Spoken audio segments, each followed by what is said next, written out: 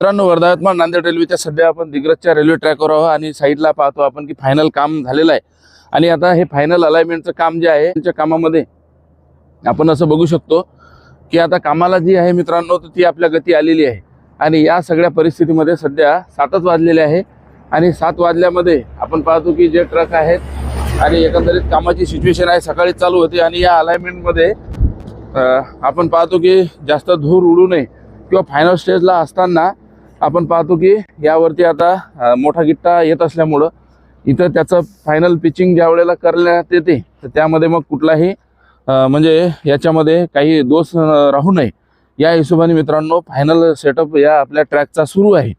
आणि हर्सुलचं railway station मित्रांनो काल परवाच्या व्हिडिओमध्ये ज्याला हर्सुल आणि गांधीनगरच्या जवळ आहे तर ते देखील काम आपण तिथलं दाखवलं आणि त्या गांधीनगरच्या सिच्युएशनमध्ये आज जे आहे तर आपण आपल्या दिग्रजच्याही रेल्वे स्टेशनच्या मित्रांनो ट्रॅकवरती आहोत। या सगळ्या सिच्युएशनमध्ये आता हे कामाची आपल्या प्रगती आपल्याला दिवसेंदिवस विकसित होत असलेली दिसते।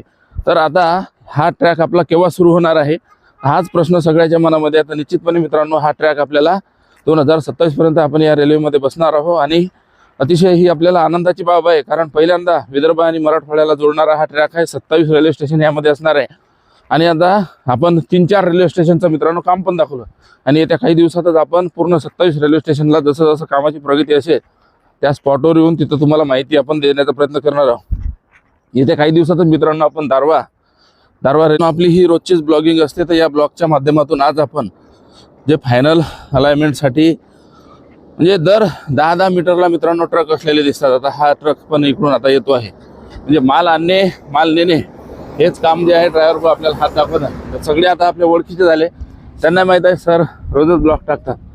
हे आपलं दिग्रस आहे मित्रांनो दिग्रसचे जे टावर आहे दिग्रस जवळ आहे आणि दिग्रसवरून हे 4 किलोमीटर दूर डिस्टन्स असणार आहे।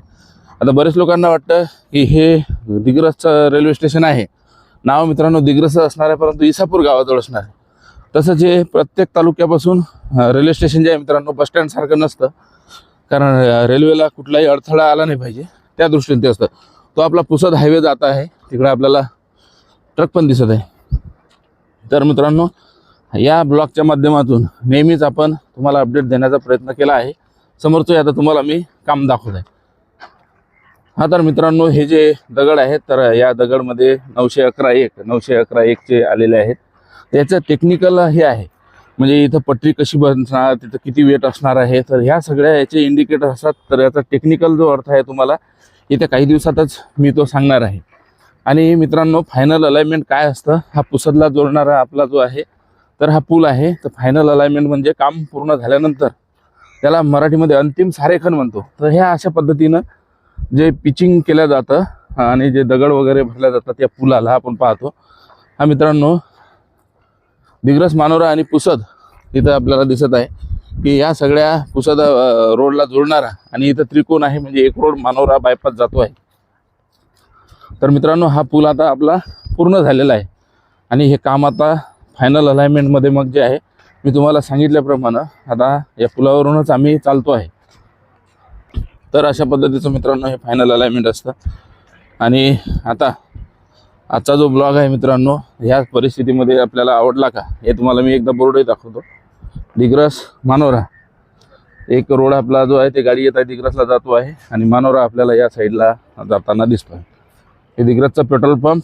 तर अशा सगळ्या सिच्युएशनमध्ये मित्रांनो आता या कामाला अंतिम दिशा आपल्याला येत असताना दिसत आहे। भेटूया पुढील व्हिडिओमध्ये तोपर्यंत धन्यवाद।